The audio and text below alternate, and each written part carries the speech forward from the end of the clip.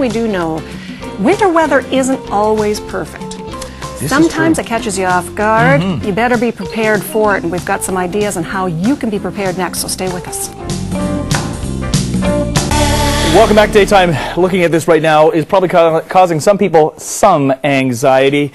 Obviously, shoveling is not one of these activities that we particularly love this time of year, but as Sue mentioned leading in, unfortunately, we have experienced the full wrath that is winter, and it left just a few people, unfortunately. Our neighbors to the east, west of us, just a southwest, just a wee bit snowed in their cars, and an ounce of prevention could have saved, in one particular case, saved a life, and there's nobody on the planet better qualified to talk about this than our next survival guru, for lack of a term. Paul Tarsitano joins us in studio to talk about winter safety, and I guess in particular as it relates to our vehicle, because this is something that, it's one of those things that we always kind of entertain. Oh yeah, I'm going to have that little kit beside. Yeah, I'll get to it. But as our friends found out, sometimes the weather can come in without anticipate, or in a minute you can't anticipate, and you just need access to these things. So why not have them in your vehicle already?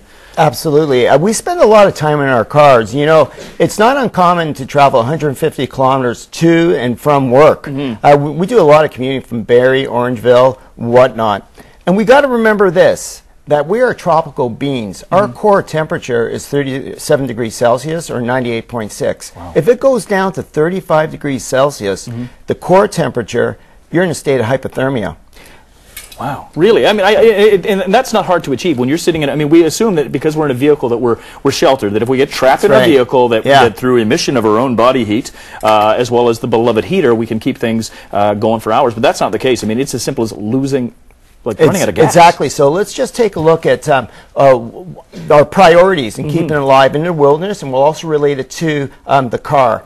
The number one thing is a positive attitude and prevention, being prepared. And then we're going to have to look at some form of shelter. We need some warmth or fire. We need water, communication device, cell phone, and then water. The last thing is food. We look at the rules of three. We could live about 3 to 4 minutes without oxygen, maybe 3 days without water, possibly 3 weeks without food. If you have water, maybe 3 to 4 hours if you're not prepared in a blizzard and properly dressed. Well, and this is it. Unfortunately, to use someone's misfortune as a means to illustrate a point, there was a life lost because someone had decided to venture away from the vehicle. That's right. In near whiteout conditions, you can lose your vehicle very, very quickly. Very much so. So would you advise people to leave your vehicle? No, only in extreme cases if the car is on fire. But the name of the game is stay with your shelter. And let's just talk about shelters. Let's talk about it. And you've come populated with a variety of different things. So let's hammer through these. The number one shelter is going to be your clothing. Okay. Yes. Try to avoid cotton. But me driving up here, for example, from Toronto, I drove in, with just shoes, something comfortable. But I know if I got stranded, I would I could be warm. So let's look at avoiding cotton, because cotton kills. In your car, cotton kills. I've never heard that. If you're from the Cotton Bureau of Canada, turn your volume down. Why?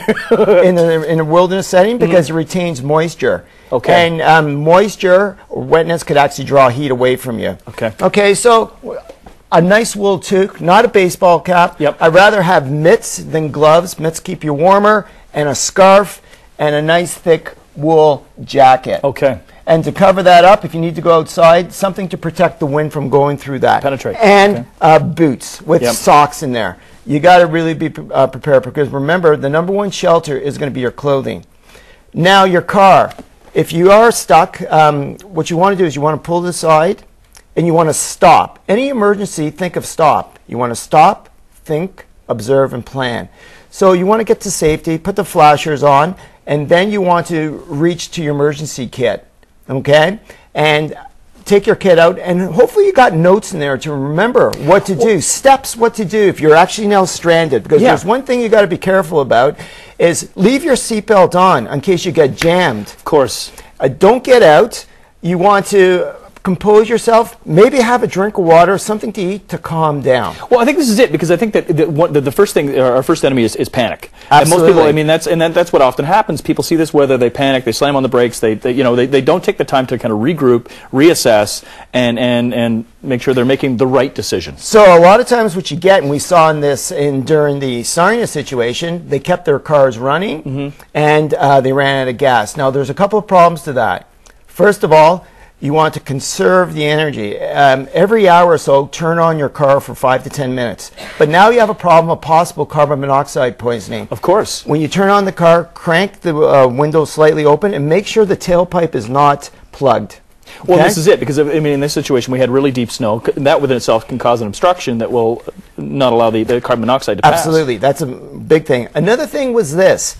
Now, if you're running out of water, you need water. So there's other options you could do. You could possibly get garbage bags or whatever, put snow in there, and while you turn your car on, you can actually melt the snow and hydrate.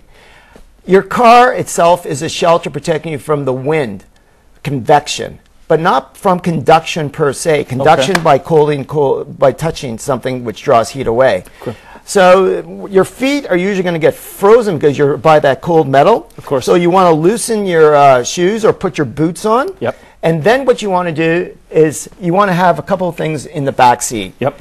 When they say have a blanket and a candle, that's not going to cut it in Canada as an emergency. You hear that that's passed down time and time again.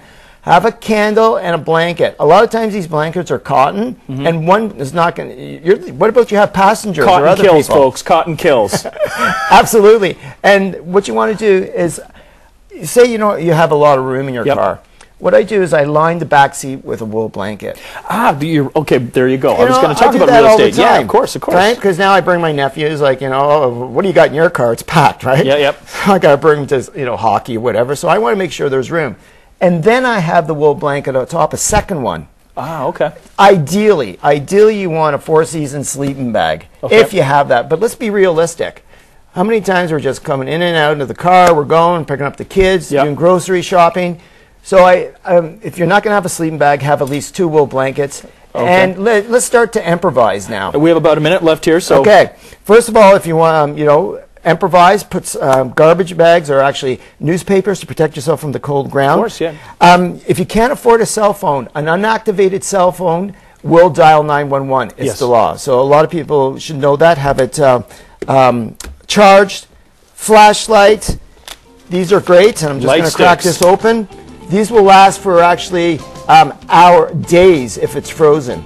Just leave it outside your car window. I didn't realize it, so it doesn't go anywhere near as long. Once it's frozen, it'll last for days and about 8 to 12 hours in ambient air. All right, so we have savealife.ca or savealifeca.com up there for more information if you want to find out. And again, a little prevention, a little investment in taking some time and some materials, some nuts, some water, the whole bit, going to make hopefully your life easier should there be a storm and the life of others as well. Paul, thank you, sir. As always, an absolute pleasure. Love having you on the show. And